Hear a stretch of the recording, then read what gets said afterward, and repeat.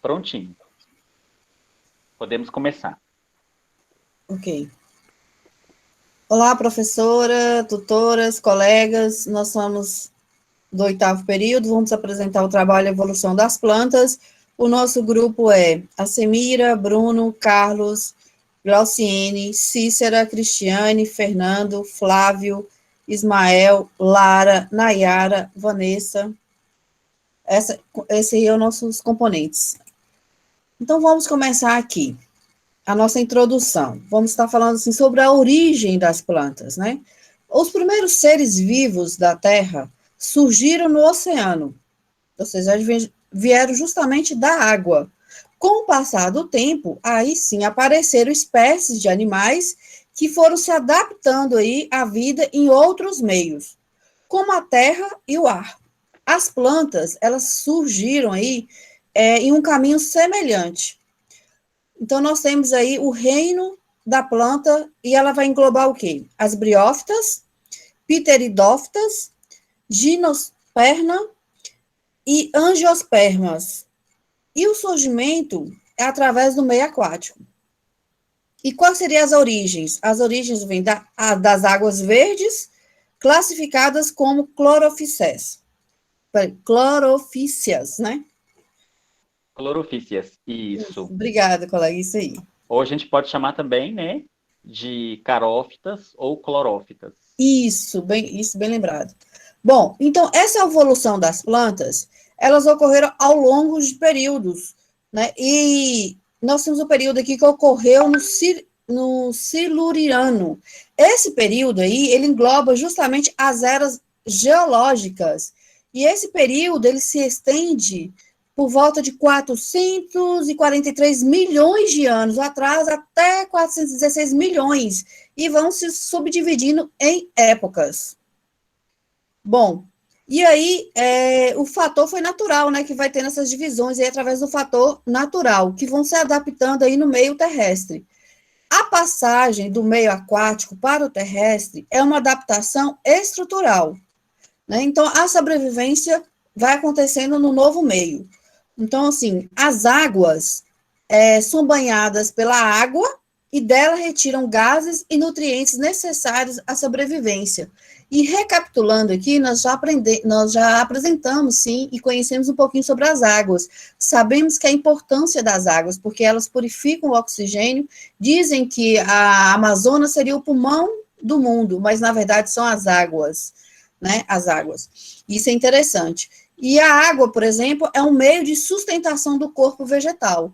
Nós sabemos também que o nosso planeta Terra, em sua maioria, ele é tomado por água, assim como o nosso corpo fisiológico, e assim também as plantas, né, os vegetais. As primeiras plantas com vasos condutores ainda dependem da água para o deslocamento de gametas. Bom, um fator importante aí para a eficiência desse mecanismo de absorção da água do solo seria o quê? As raízes. É através das raízes que as plantas vão se desenvolvendo, porque aí puxa, então, a questão da água. Bom, aí vem as adaptações para o ambiente terrestre. O meio terrestre, as adaptações morfológicas necessárias à sobrevivência.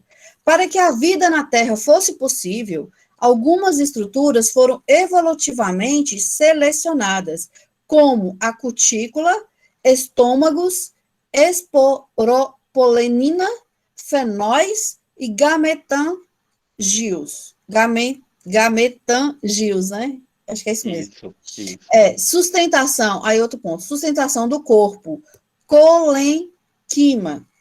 Esclerênquima. E isso, eu fico na dúvida desse obrigada, colega.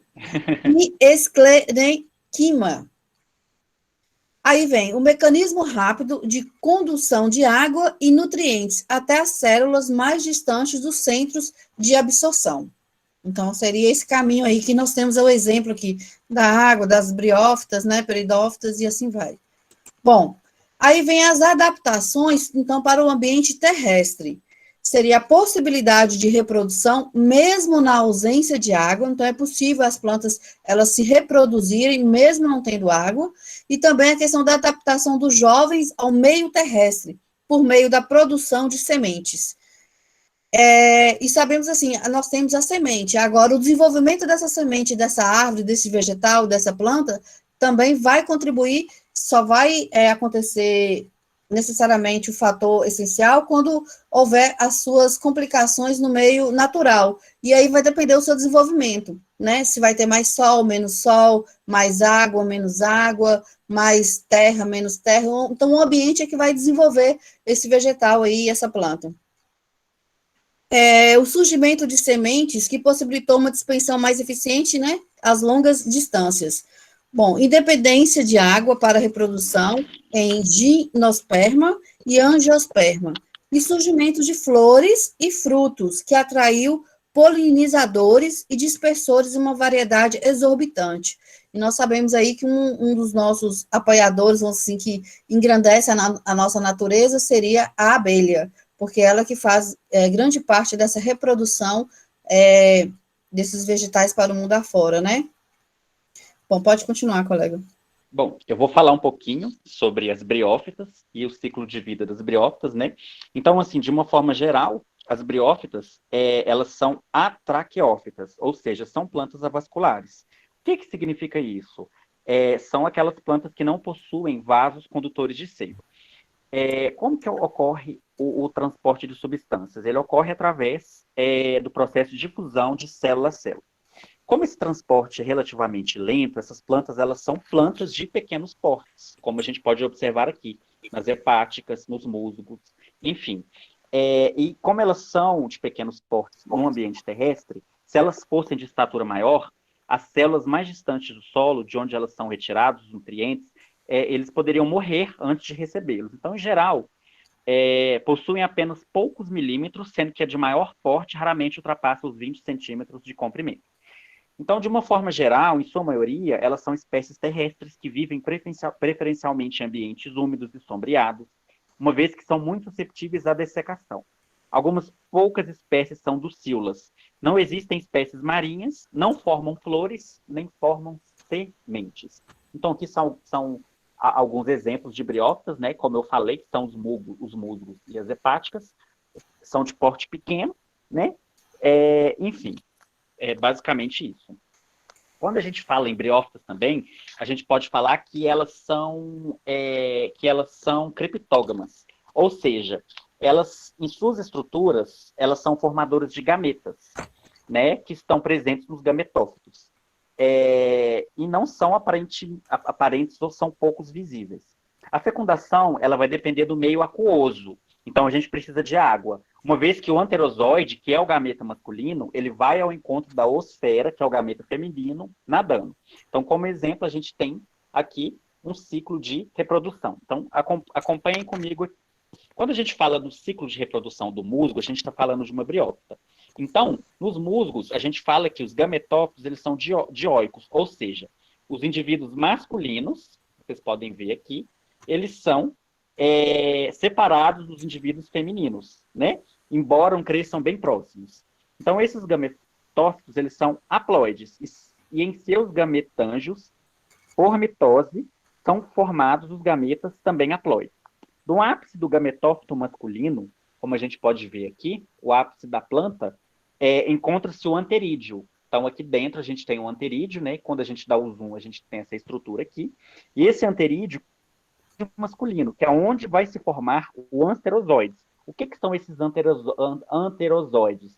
Já são os gametas masculinos, né? E que nessas plantas eles são biflagelados. Então aqui a gente tem o anterozoide, que é o gameta masculino, e ele é biflagelado porque ele tem 2 flagelos. Quando a gente pega a extremidade aqui em cima do gametófito feminino, a gente tem o arquegônio, né? Esse aqui é o arquegônio. Esse arquegônio é o ápice da planta. Quando a planta está com arquegônio, a gente tem esse arquegônio aqui, né? Que é o gametângio feminino.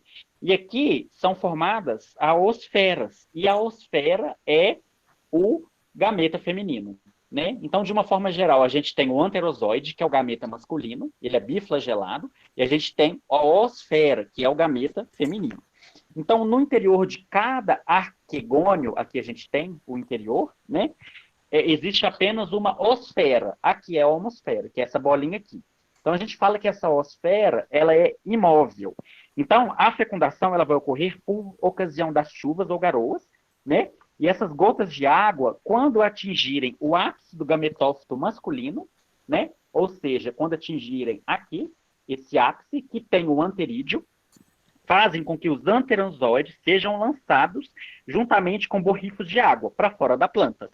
Se esses anteranzoides caírem no ápice de um gametófito feminino, quando eles caírem aqui, né, onde já existe água acumulada, eles vão nadar em direção à osfera, né, que é aqui dentro.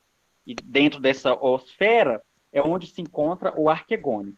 O anterozoide, que é o gameta masculino, atingindo a osfera, ele vai fecundar, originando o zigoto, que a gente fala que é um zigoto 2N. Esse zigoto ele vai se desenvolver no interior do arquegônio e, portanto, no ápice do arquegônio feminino, que é onde ele vai se desenvolver. Do desenvolvimento desse zigoto, forma-se um embrião, que dará origem a um esporófito, que é um esporófito 2N, que a gente pode ver aqui, ó, dá origem a um embrião e dá origem ao esporófito. O esporófito, portanto, ele se desenvolve preso ao ápice do gametófito feminino, e esse esporófito ele possui um pé, que a gente pode ver aqui. Ele possui um pé. Uma haste, tá aqui um pé, uma haste, e ele possui uma cápsula, no interior da qual, por meio de um processo de divisão celular que a gente chama de miose, são formados os esporos. Então, esse processo todo aqui que a gente chama de meiose, que vai ocorrer a formação desses esporos. Esse esporófito, beleza. Essa cápsula, portanto, é o esporângio. A gente chama essa cápsula de esporângio. Revestindo essa cápsula, a gente tem um capuz, que é denominado de caliptra. Aqui a gente tem uma capinha, que a gente chama de caliptra, constituído por células haploides, que são originárias dos tecidos haploides do arquegônio. Quando cai, ou seja, a caliptra expõe o ápice da cápsula, onde existe o opérculo. Esse opérculo, quando ele cai, expõe a abertura da cápsula, que apresenta uma estrutura denominada de peristômio. Então, aqui está o peristômio. O peristômio ele é formado por um conjunto de segmentos dentiformes que são situados ao redor da abertura da cápsula, que vão auxiliar na expulsão desses esporos. Quando esses esporos caem em um substrato favorável, um solo, por exemplo, os esporos germinam por mitoses, dando origem a um conjunto de filamentos que são denominados de protonema. De protonema por mitose, originam novos gametófitos, que estão aqui, os gametófitos masculinos e os gametófitos femininos, e esse ciclo ele vai se repetindo. Então, esse é o ciclo de vida dos musgos, que são briófitas. Bom, quando a gente fala de pteridófitas, agora a gente já tem outra classe de plantas, a gente já fala que elas são as primeiras traqueófitas, ou seja, são as primeiras plantas que possuem vasos condutores de seiva. As briófitas já não têm isso. Então, a presença de tecidos especializados na condução da seiva permite que essas plantas já alcancem um porte maior no ambiente terrestre. Como eu falei, as plantas briófitas elas não ultrapassam cerca de 20 centímetros. Pela presença de vasos condutores da seiva, condutores de seiva, esse tipo de planta, que são as pteridófitas, eles já apresentam um porte maior. A gente fala que possui órgãos diferenciados, como, por exemplo, a gente tem as raízes, a gente tem os caules, a gente tem as folhas. E é importante, não formam sementes e nem produzem flores. Bom, a maioria das plantas, a maioria das espécies de pteridófitas é terrestre e vive preferencialmente em locais úmidos e sombrios, existindo, entretanto, algumas espécies dulcíolas. E quando a gente fala em pteridófitas, a gente tem uma diversidade de pteridófitas. Aqui a gente pode ver, a gente tem o exemplo das avencas, e a gente tem exemplo também de samambaias, acho que todo mundo já teve uma samambaia, né? E o que é comum nesse tipo de planta é que as duas possuem um caule, que é chamado de rizoma. Esse rizoma, gente, é um caule subterrâneo que cresce paralelamente à superfície do solo, e é muito comum em florestas temperadas e florestas tropicais. A samambaiaçu, que aqui que a gente já trouxe essa figura, ela já cresce frequente em florestas tropicais, né? A gente fala que é uma pteridófita arborescente, que pode apresentar, na base de seu caule, que é aéreo e ereto, um trama de raízes adventícias, conhecida popularmente por xaxim. que era muito utilizado como vaso para diferentes tipos de plantas ornamentais. E aqui a gente tem um exemplo de uma Platycerium alcicorne, que é conhecido popularmente como chifre de veado. É uma filícina epífita, ou seja, ela já cresce sobre outras plantas, usando-as apenas como suporte, sem prejudicá-las. Aqui a gente já tem o ciclo de vida das pteridófitas, né? Então, assim como as briófitas, as pteridófitas, elas dependem do meio aquoso para a ocorrência da fecundação, né? Que a gente deixou aqui escrito para vocês. Depende do meio aquoso para a ocorrência da fecundação, uma vez que em seus anterozoides, que são os gametas masculinos, eles necessitam de um meio líquido para se deslocarem ao encontro da osfera, que são os gametas femininos. Bom, no ciclo de vida diplôntico das pteridófitas, ao contrário do que acontece com as briófitas, o esporófito, que é a frase 2N, a gente pode observar o esporófito aqui, que a gente tem a fase 2N, a gente fala que é a fase mais desenvolvida e duradoura. E o gametófito constitui a fase temporária de menor duração. Então, assim como as briófitas, as pteridófitas, elas possuem gametângios. E esses gametângios são revestidos e protegidos por células estéreis e apresentam oogamia. Beleza. As plantas com raízes, caules e flores e folhas são os esporófitos 2N. Vocês podem ver aqui. Suas folhas são compostas por unidades menores, e essas unidades menores são chamadas de folículos. Em certas épocas do ano, na face inferior de determinados folíolos, surgem pequenos pontos escuros determinados soros. Então, nas plantas, a gente vai ver pontinhos escuros, e esses pontinhos escuros têm o nome de soro. Cada soro é um conjunto de esporângio, que por meiose, que é um processo de divisão celular, vão produzir esporos, que são esses pontinhos aqui. Todos do mesmo tamanho, que são liberados para o meio exterior. Então, aqui a gente pode ver que os esporos estão sendo liberados. Encontrando condições favoráveis, cada esporo vai se desenvolver originando um gametófito. Né? Então, aqui a gente tem o início da formação do protalo, com a originação do gametófito, né? Que é também conhecido como protalo. Nas pteridófitas isosporadas, esse gametófito é monóico, ou seja, ele possui um anterídeo, que é o gameta masculino. Então, ele possui aqui um anterídeo, né? E ele possui também o arquegônio, que já é o gameta feminino. Esse gametófito é codiforme, que é uma forma que lembra um coração, e possui rizóides para fixação do substrato. E apesar de pouco desenvolvido, ele é clorofilado e, portanto, capaz de fabricar o seu próprio alimento por meio da fotossíntese. Quando a maturidade sexual é atingida, os anterozoides, que a gente pode ver aqui, que nas pteridófitas são pluriflagelados, a gente pode ver vários flagelos, deixam os anterídeos, aqui eles estão deixando os anterídeos, e eles vão se deslocar em direção ao arquegônio, que é onde se encontra a osfera. Com a fecundação, a gente vai formar um zigoto. E esse zigoto, ele é 2N. Enquanto o gametófito, que é o protalo, ele inicia um processo de degeneração, o zigoto, ele vai se desenvolver por mitose, originando um novo esporófito. E esse novo esporófito, ele é dependente do gametófito apenas nos estágios iniciais do seu desenvolvimento. Né? Então, dessa forma, esse ciclo ele vai se repetindo e vai formando as plantas, né? Prontinho. Agora a Clauciene vai dar continuidade ao trabalho.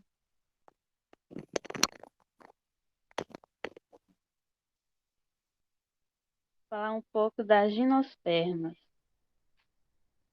Na escala evolutiva do reino, são os primeiros vegetais a apresentar flores e sementes. Estão classificadas no reino Plantae e ocupam a terceira posição na linha evolutiva dos 4 grupos. A independência da água para a reprodução sexuada. As gimnospermas pertencem ao grupo das fanerôgamas, apresenta raízes, caule, folhas e flores e sementes. Presença de estróbilos, não possui frutos. Dessa forma, suas sementes ficam nulas, ou seja, desprotegidas. São plantas vasculares e de grande porte. São organismos eucariontes e pluricelulares. O ciclo de vida das gimnospermas.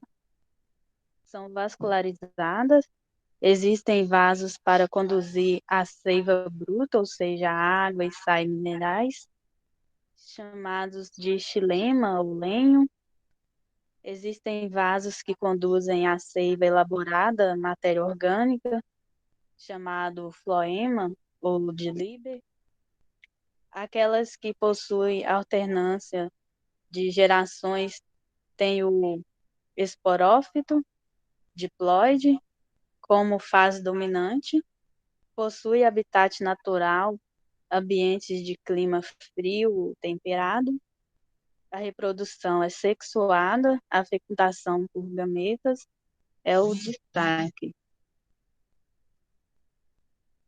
Característica das gimnospermas. A maioria das gimnospermas tem árvores dioicas, ou seja, uma é masculina e a outra feminina. Existem uma minoria monóica, na qual a parte masculina fica embaixo, e a fecundação se dá por meio da polinização. As gimnospermas, o grupo das gimnospermas pode ser dividido em 4 filhos. Coniferofitas, mais conhecido como coníferas, cicadofitas, que são as cicas, ginetofitas, popularmente conhecida como genotofitas, e gigopitas, que são as ginicopitas. Seus principais representantes são os pinheiros, as sequoias e os ciprestes.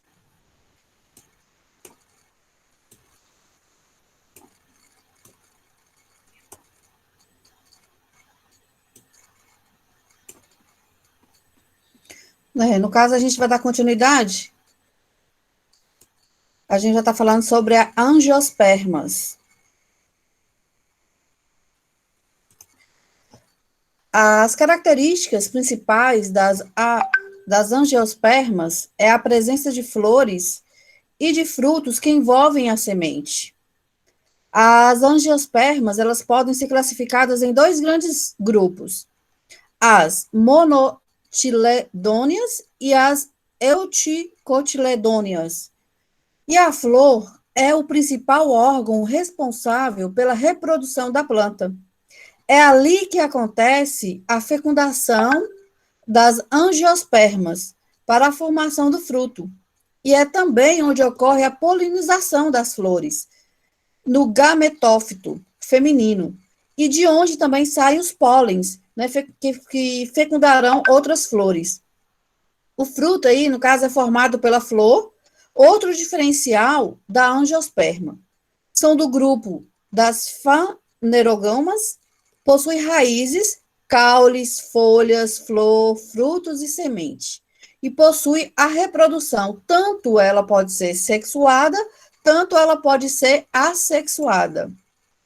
E aí tem um ciclo de vida da angiospermas, que seria a reprodução aí das plantas através da formação do fruto, que acontece por meio dos animais polinizadores, insetos polinizadores, ou devido à polinização pelo vento. Eu já tinha até falado mais adiante, né, sobre a questão da abelha, a importância da abelha.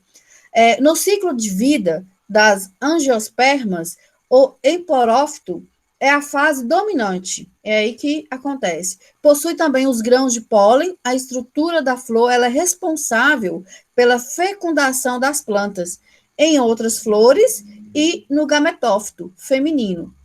Possui em seu ciclo de vida alternância de gerações, processo de transferência dos grãos de pólen da antera, né, ao estigma das flores e denominada aí de polinização, e possui aí a dupla fecundação.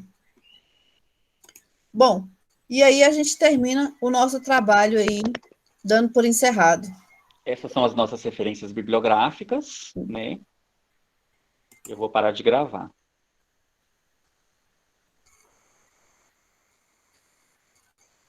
Cris. Oi.